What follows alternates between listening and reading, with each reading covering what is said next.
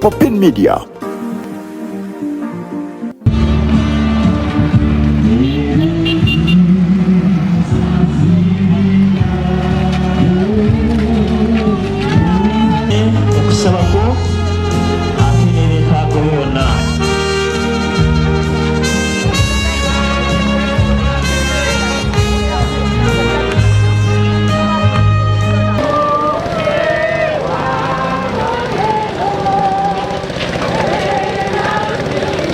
Lugendo lwa kwogera na Mukama, omusalaba kabonero ka buwanguzi, kubanga Yesu kwe yafiira ate n'atuwangulira ffenna.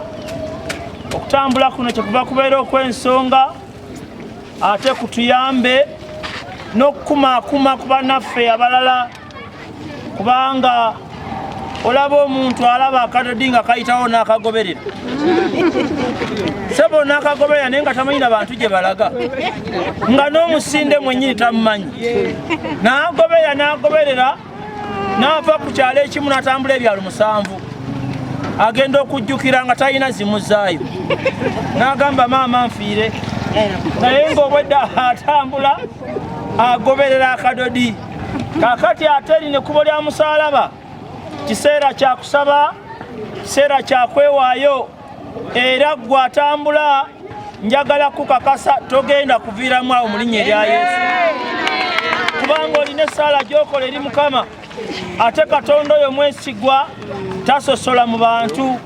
Olunaku olwokutaano lwa makulu olw'okufa kwa Yesu, era kye kiruyisa Good Friday, kubanga okufa kwa Yesu ate ffe kutuwa buwanguzi, kutuwa ssuubi, kukomyawo emmeeme yaffe. Kati mu kkubo ly'omusalaba tutambula tugenda tutegeeza abantu amawulire ago amalungi.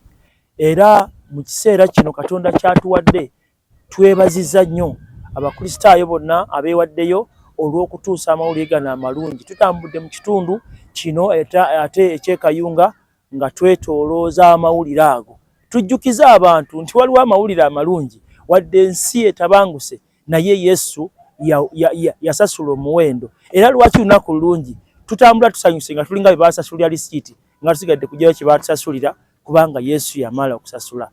Olunaku luno Mukama waffe lwe yakomerera ku musalaba luliko ebigambo bingi nnyo, naye ekigambo ekisooka nti Katonda ayagala endagaano empya naawe.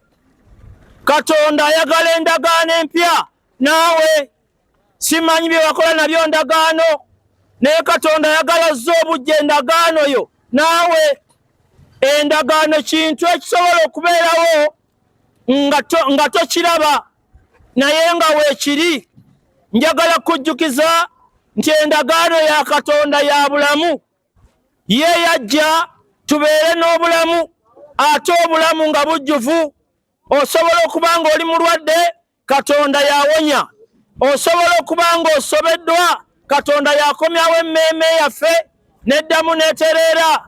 Osobola okuba n'ebikutabuseeko ng'omwana w'omuntu, naye njagala kutegeeza olunaku luno olwaleero ekirifuula olulungi nti Yesu yatukwasa obuwanguzi bwaffe. Mukama yeebazibwe.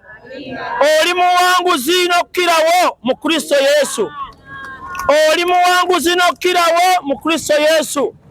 Si nsonga sitaani agamba ki, oli muwanguzi. Ebigere bino eby'okutambula nga tusaba bigere bya buwanguzi, si kutambula butambuzi, si kuyisa buyisa bivulu, n'ebigere bya buwanguzi Katonda bw'atuwa ng'ayita mu Yesu Kristo Mukama waffe. Katonda omulungi ow'ekisa tukwebaza olw'ekifo kino eky'ekivulu. Tukwebaza olw'abantu abawangalira wano, tukwebaza olw'abantu abakolera wano, tukwebaza olw'emirimu egy'enjawulo, tukwebaza olw'ekibiina kino kyonna ekitambula nga kyegayirira mu maaso go, nga tujjukira olugendo Mukama waffe Yesu lwe yatambula. Katonda waffe ebigere bino tubirangirako omukisa, gunaabeera mukisa, bunaabeera buwanguzi, kubanga ku musalaba Yesu yatuwangulira. Eri abalwadde otuwangulire, eri abeetaaga otuwangulire, eri abasobeddwa otuwangulire.